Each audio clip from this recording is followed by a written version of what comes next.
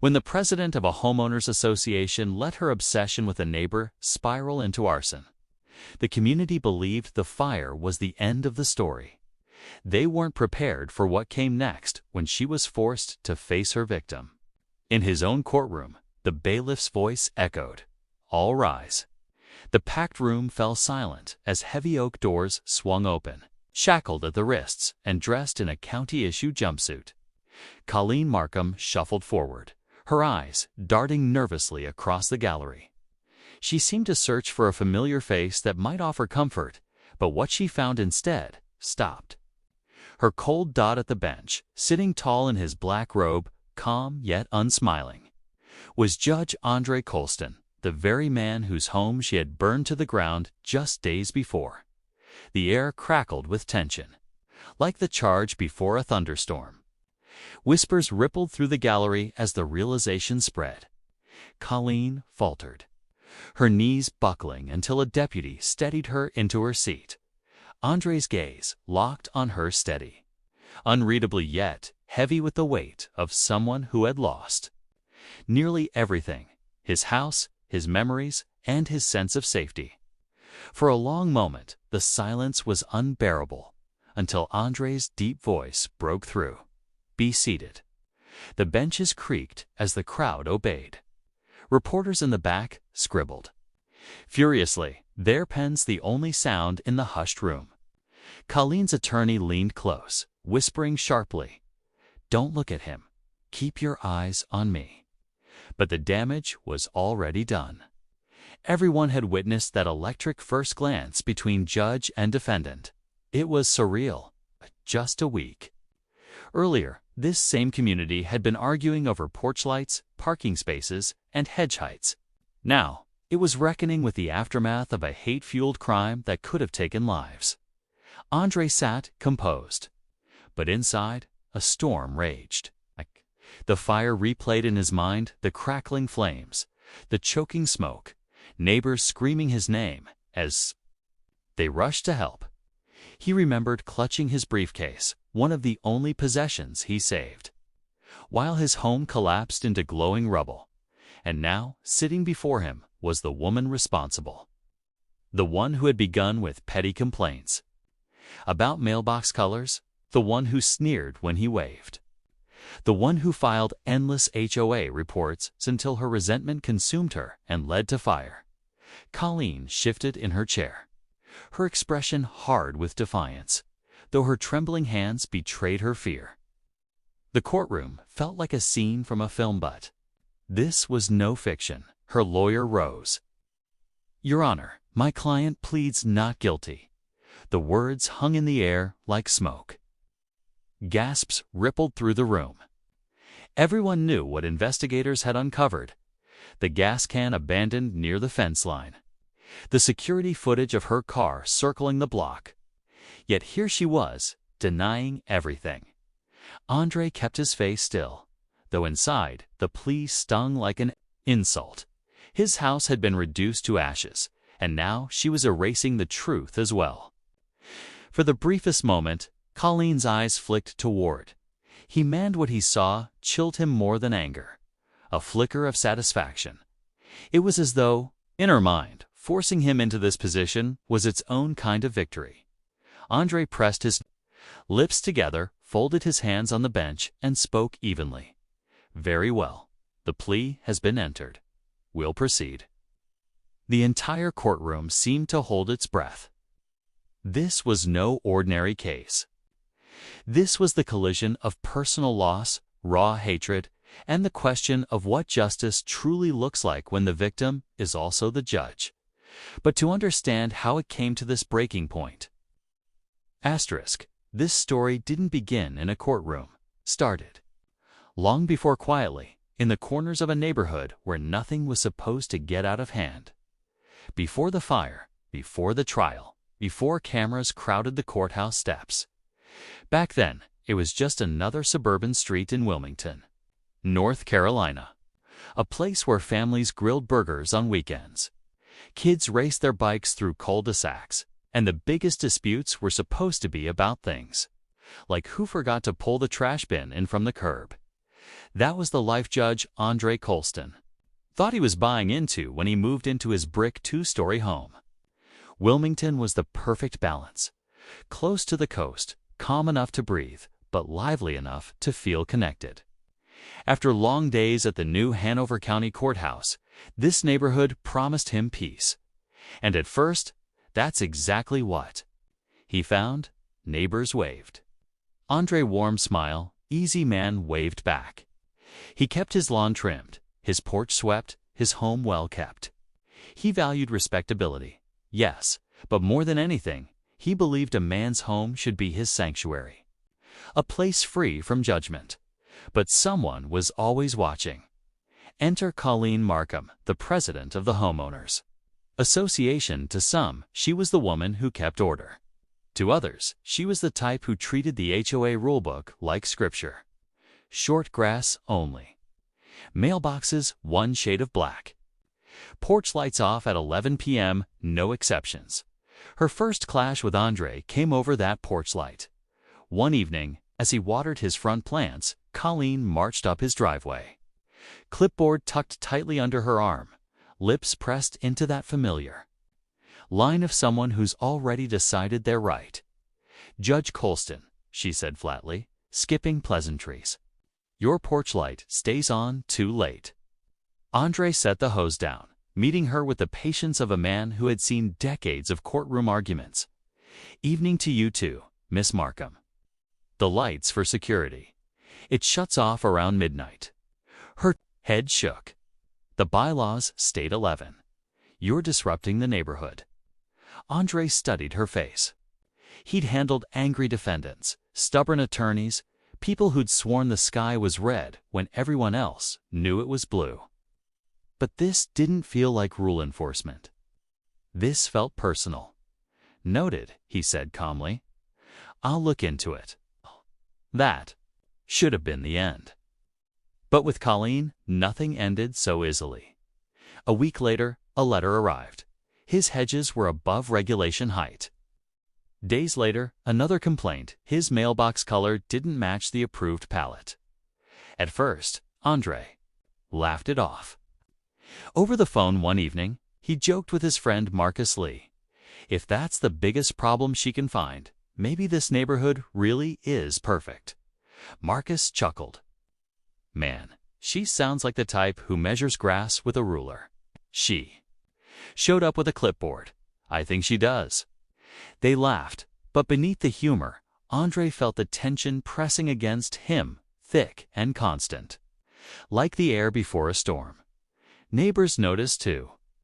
Linda Garvey, a retired teacher 2 doors down, leaned in at the mailbox one afternoon. "She doesn't bother anyone else like that." "Just you," she whispered. Andre shrugged. "Maybe I just got unlucky." But Linda's frown deepened. Unlucky doesn't send 3 letters in a month. Colleen's fixation was becoming impossible to ignore. If Andre parked his car a few inches too close to the curb click, she snapped photos. If guests came by, she timed how long they stayed. Her obsession with rules was starting to look like something else entirely. Most neighbors rolled their eyes. But when HOA meetings came, no one challenged her. Colleen was loud. She was relentless. And most people decided it was safer just to stay quiet. Then one evening, Andre's younger sister Sharon stopped by for dinner. Sharon noticed at first the stack of letters sitting on the kitchen counter. "All this from the HOA?" she asked, lifting one. "Every single one." Andre replied, "Same handwriting, same signature." Her brow furrowed. "You're a judge. You handle high-profile cases. Are you sure this is just about rules?" Andre paused, spoon in hand over the pot simmering on the stove. He'd thought about that more than once, but saying it out loud made it real. "I don't want to assume the worst," he said carefully. "I'll just keep calm, keep doing my thing." But Colleen wasn't calming down. Each complaint, each glare across the yard, it wasn't just neighborhood nitpicking anymore. It was a wall, brick by brick. She was building between them. and behind closed doors, her muttering grew darker. Neighbors overheard her at HOA meetings. He thinks he's above everyone else. She snapped once, but he's not. Andre tried to rise above it, focusing on work, family, his quiet evenings at home. Yet Colleen's shadow was creeping further into his life, and ignoring it was no longer an option, because what began as letters was about to turn into something far more dangerous. By spring, her fixation was impossible to miss. It wasn't just the constant notes anymore, it was the way she lingered, always watching, always scribbling. Neighbors whispered about her now, baffled that she had turned a neighborhood association into her personal battleground. Andre tried to stay composed. He reminded himself he'd survived hostile trials, threats, even defendants screaming in his courtroom. Compared to that, one obsessive neighbor should have been trivial. But home is different. Courtrooms are built for conflict. Homes are built for rest. And some mornings, Andre woke, already tense, wondering what new accusation might be waiting in his mailbox. One Saturday, clipping roses in the yard, he heard her voice. "You know the rules about yard waste," Colleen called out. Phone angled in her hand like evidence. Andre straightened slowly, pruning shears glinting in the sun. "Good morning to you too. I take care of my yard, always have." She stepped closer, snapping another photo. "We'll see what the board says." Andre let the silence linger. "Miss Markham, do you really think this is how neighbors should treat each other?" Her eyes narrowed. Neighbors follow rules. Some people think they're above them. Before Andre could reply, a car pulled up. His longtime friend, Victor Daniels, stepped out tall, broad-shouldered, his grin easy as ever, fishing gear in hand. "What's going on here?" Victor asked, glancing between them. "Just ensuring compliance," Colleen said, folding her arms. "That's my duty as president." Victor raised an eyebrow. "Duty? Lady, he's got the cleanest yard on this street." Her face flushed. Without another word, she spun on her heels and stormed away, shoes striking the pavement like gunshots. Victor shook his head. "Man, she's got a problem. You'd better watch her." Andre sighed. "I've been watching, I just don't want to escalate it." But Colleen was escalating it for him. Neighbors whispered about seeing her muttering during her evening walks, sometimes stopping in front of Andre's house, just standing there, staring. She just waits. One neighbor confided to Sharon. "Like she's daring him to slip up." The complaints grew pettier, but sharper too. She accused him of hosting unauthorized gatherings when Sharon had friends over. She claimed his American flag was improperly displayed. She even filed a noise complaint because his nephew practiced saxophone on a Saturday afternoon. Finally, Andre had enough. One evening, he walked across the street and knocked on her door. Colleen opened it instantly, as if she'd been expecting him. "Miss Markham," Andre began, voice steady. "This has gone far enough. I've respected your role with the HOA, but your constant complaints, this is harassment. This isn't about rules anymore. This is personal." Her lips curled, part smirk, part sneer. "Personal. You think this is about you? I treat everyone the same." Andre leaned in slightly, eyes firm. "Then why is my mailbox the only one?" "You check twice a week." For a split second, her eyes flickered. Then her voice dropped, flat and cold. "Because you don't belong here. Not the way you think you do." Andre's jaw clenched. He'd heard enough. "Good night, Miss Markham." He turned, but her voice followed, cutting through the evening air. "You can wear your robe in court, Judge, but it won't protect you here." The words echoed long after he shut his front door. Sharon urged him to document everything. Keep the letters, write down what she says. She crosses the line, you'll need proof. Andre agreed, though part of him resisted. He wanted his home to remain a home, not another courtroom, but Colleen wasn't giving him the choice. At the next HOA meeting, her hostility went public. When a neighbor praised Andre for helping shovel snow that winter, Colleen cut in sharply. "Good. Deeds don't excuse violations," she snapped. "This community has standards. Some people think they can ignore them because of who they are." Andre said nothing. He just looked at her. Calm and silent. Andre gave no reply, but Colleen's words lingered in the air, heavy and poisonous. Everyone in the room had heard them. And afterward, the whispers weren't about mailboxes or hedges anymore. They were about Colleen and just how far she might be willing to go. While neighbors speculated, Colleen was already planning her next move. And this time, it wouldn't be about letters or petty insults. This time, it would be something far more dangerous too. Understand why the conflict cut so deep. You have to see Andre Colston not just as a judge, but as a man at 54. Andre had spent his life carefully balancing duty with peace. His days were consumed by cases, some routine, others heartbreaking. But his evenings, those were sacred. Home was where he shed the weight of the robe. His house in Wilmington wasn't just brick and mortar. It was memory. It was legacy. His late wife Janice had planted hydrangeas along the side fence. His nephew had learned to ride a bike in the driveway. Family cookouts once filled the yard with laughter that spilled into the summer air. Inside, every detail mattered, the shelves stacked with trial transcripts and history texts. The mantel, lined with framed photographs, the worn armchair where he sat to read before bed. This was the life Colleen was invading with her constant complaints. One evening, Andre sat at the kitchen table with his sister Sharon, who had stopped by with takeout from a local seafood spot. The scent of fried shrimp and hush puppies filled the air. But Andre barely touched his plate. "You're not eating," Sharon said gently. Andre leaned back, rubbing his temples. "I spend my days listening to arguments. Then I come home, and I've got another one waiting across the street. It doesn't stop." Sharon studied him carefully. "You've always been calm, Andre. That's your gift. But this woman, she's not just being difficult. She's targeting you.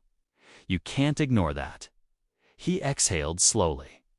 "If I go after her legally, it turns into a bigger mess. People will say I'm abusing my position, using the courts for personal vendettas."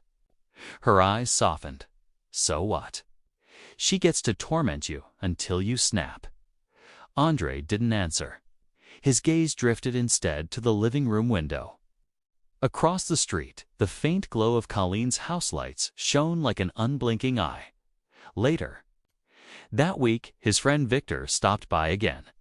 The two men sat on the back porch, sipping iced tea as cicadas buzzed in the humid evening air. Victor leaned forward, elbows on his knees. "Dre, I've known you 30 years. I've watched you handle murder trials without blinking. But this woman, she's under your skin. I can see it." Andre nodded slowly. "She's not just nitpicking, Vic. There's something in her eyes. It's like she's trying to break me down."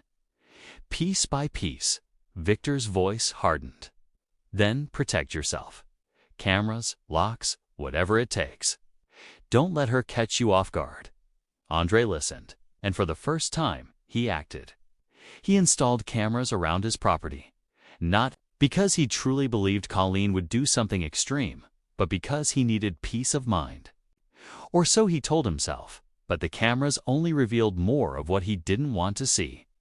Colleen lingering on the sidewalk longer than necessary, staring into his yard, snapping photos of nothing in particular. One night, Andre replayed the footage.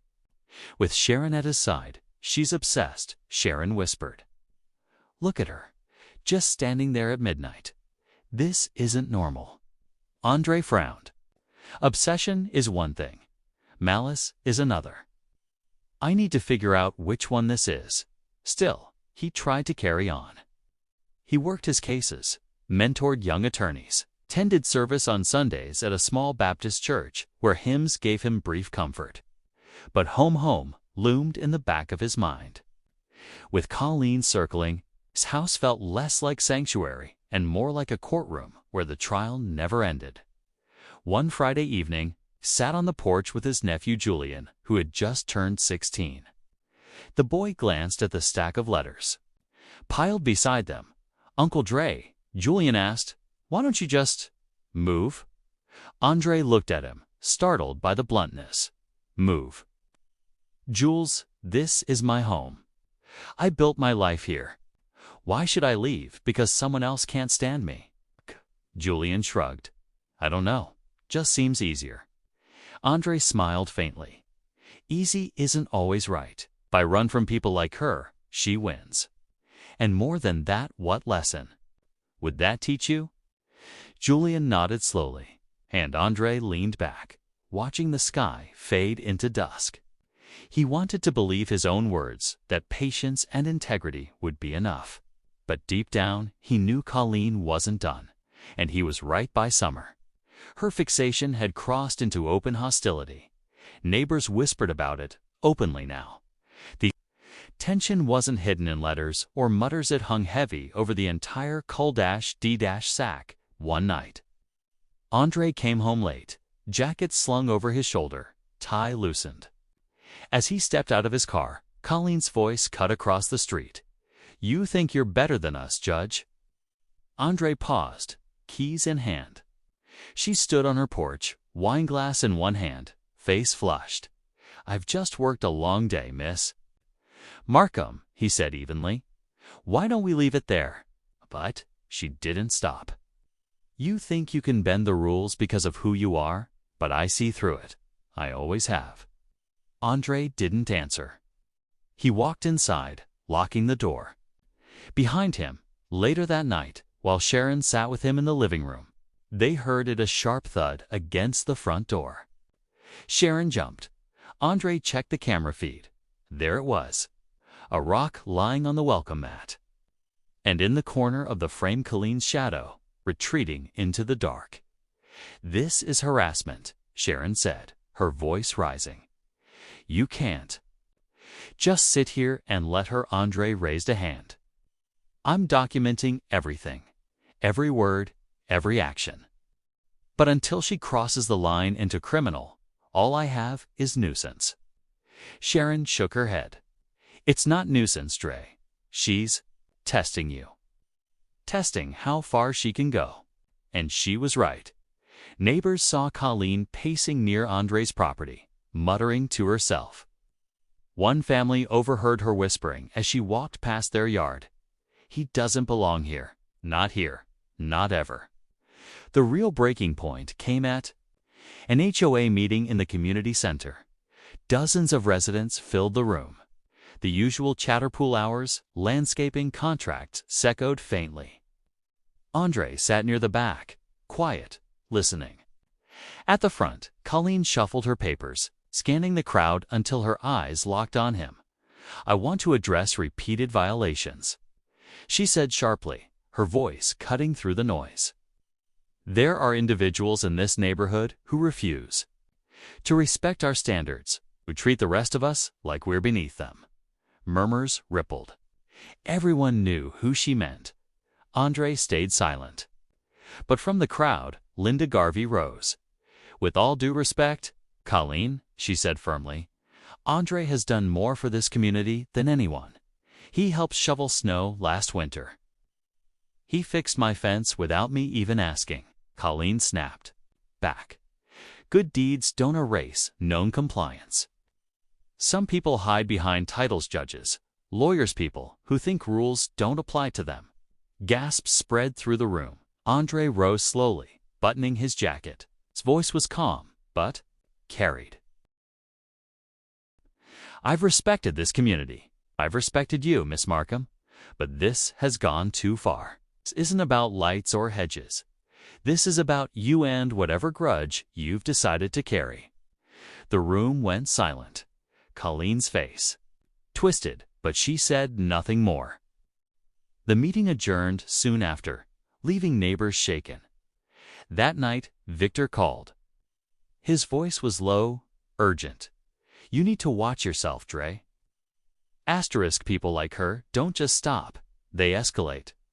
Andre rubbed his forehead, his voice low. "I know. I just don't want to believe it'll go that far." But it did. A few weeks later, one of Andre's security cameras caught Colleen at the edge of his driveway 2 a.m., notebook in hand, scribbling furiously as though she were cataloging his home in the dead of night. Andre watched the footage the next morning, a pit forming in his stomach. He called Victor. "She's losing control." Andre admitted. Victor didn't hesitate. "She already has. The real question is, what's she willing to do about it?" Andre wanted to believe it would end with harassment with ugly words and late-night pacing, but deep down he knew Colleen was building toward something worse, something irreversible. And when the breaking point came, it wasn't with a rock or shouted insult. It came with fire. It was a humid Thursday night. In late July, the kind where the air clings heavy and even the cicadas sound restless. Andre had just finished reviewing notes for a sentencing hearing the next day. He stacked the papers neatly on his desk, turned off the lamp, and climbed the stairs. Sharon had left earlier after dinner, and the house was quiet. At 2 a.m., the first sound came a faint crackle, like twigs snapping. Then the sharp sting of smoke seeped into his bedroom. Andre jolted awake, coughing, his eyes watering instantly. Smoke. Disoriented, he swung his legs out of bed, but the moment he stepped into the hallway, the truth hit him. Thick gray clouds were already crawling up the staircase, swallowing the air. The security alarm blared shrill, unrelenting. Andre pulled his shirt over his mouth and stumbled back into the bedroom. He yanked open the nightstand drawer, grabbed his phone, and dialed 911. His voice was hoarse as he gave his address. The dispatcher's voice was steady. "Get out immediately, sir. Fire crews are on the way." Andre's heart pounded as he shoved the phone in his pocket.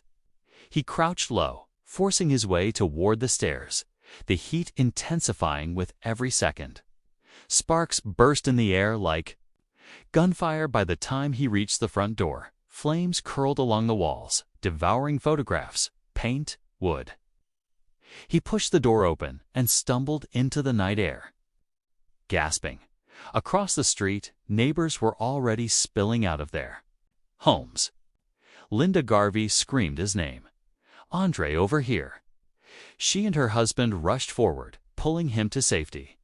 Within minutes, sirens pierced the night. Fire engines screeched to a halt, crews leaping out, barking orders as powerful jets of water clashed with the flames. Andre stood barefoot on the curb, shaking, watching his home collapse in on itself. He clutched his briefcase, the only thing he had managed to grab. Inside were case files. Nothing more. Everything else, the armchair, Janice's hydrangeas. The family photos was being reduced to ash. Victor arrived 15 minutes later, rushing over the moment Linda called. He gripped Andre's shoulder hard. "My God, Dre, you okay? You breathing?" Andre coughed, nodded weakly, his eyes fixed on the inferno. "She did this," he whispered. "I know she did." Victor's jaw tightened. "Who else? The whole street's been watching her unravel." Investigators worked through the night. By dawn, the fire was out, but the house was nothing more than a blackened skeleton roof caved in. Windows melted, neighbors standing in stunned silence. A fire. Marshall approached Andre with a clipboard. "Preliminary signs point to arson. Accelerants near the fence line. We'll need full tests, but this wasn't an accident." Andre nodded slowly. "I already knew." 2 days later, detectives knocked on Colleen Markham's door. Surveillance. Footage from Andre's property and to neighbors' homes had captured her car circling the block. Just before the blaze erupted, a search of her garage uncovered a half-empty gas can, its residue matching the accelerant used at the scene now. The neighborhood wasn't whispering about hedges or mailboxes anymore. They were talking about Colleen and the lengths she was willing to go, but now. The neighborhood wasn't buzzing with gossip about hedges or mailboxes. It was buzzing with disbelief. The same woman they saw at every HOA meeting had gone this far when police led Colleen away in handcuffs. A small crowd of neighbors gathered. She didn't lower her head, didn't shed a tear. Instead, she stared straight ahead, chin lifted, as if daring anyone to confront her. "She looks proud of herself," Linda whispered to Victor. Victor shook his head. "That woman's sick." From a distance, Andre watched in silence. His home was gone, yet his composure held. Inside, though, something twisted painfully an ache deeper than the loss of wood and walls. It wasn't just his house that had burned. It was the trust that a neighborhood was supposed to represent. The fragile belief that home was sacred ground. Days later, firefighters sifted through the rubble while Andre carefully picked through the ruins. He pulled out a half-burned photo of Janice and Julian at a picnic. The edges blackened, the faces smudged. To him, it was gold. Victor walked beside him. "Dre, I don't even have words. But she's going to pay for this. You know that, right?"